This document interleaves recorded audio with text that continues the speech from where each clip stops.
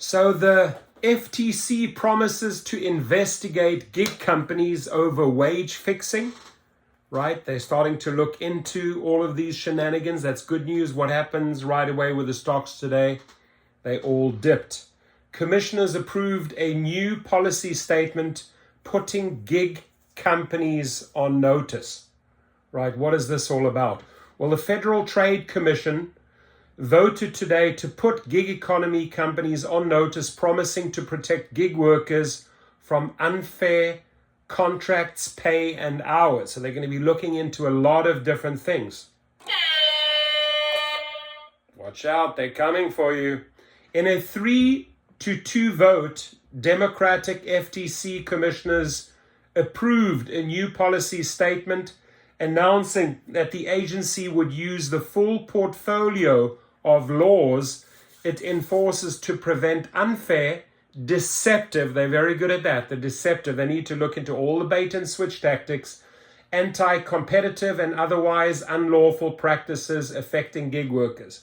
They are going to find a wealth of information. If they need any sort of like guidelines or any pointers, call me.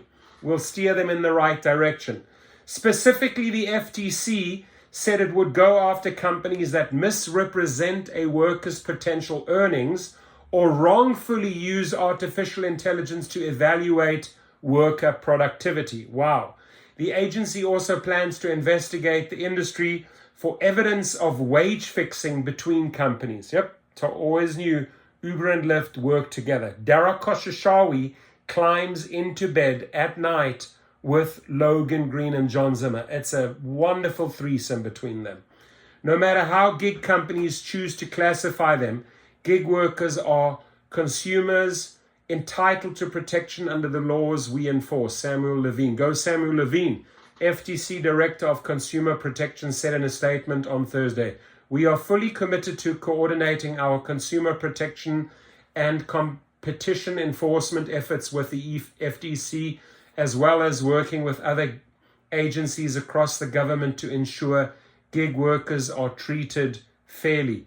In July, the FTC and National Labor Relations Board announced that they would start working together to protect gig workers from unfair and deceptive practices from ride-sharing and food delivery companies like Uber and Grubhub.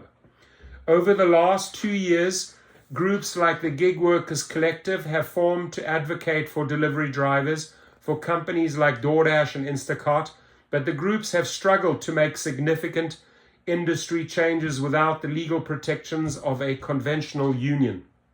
Most gig economy regulation has happened at the state level, the most prominent of those rules being AB 5, a California law that makes it harder for gig companies to classify their workers as independent contractors. The bill's passage inspired other states to introduce their own measures, but federal lawmakers are still playing catch-up.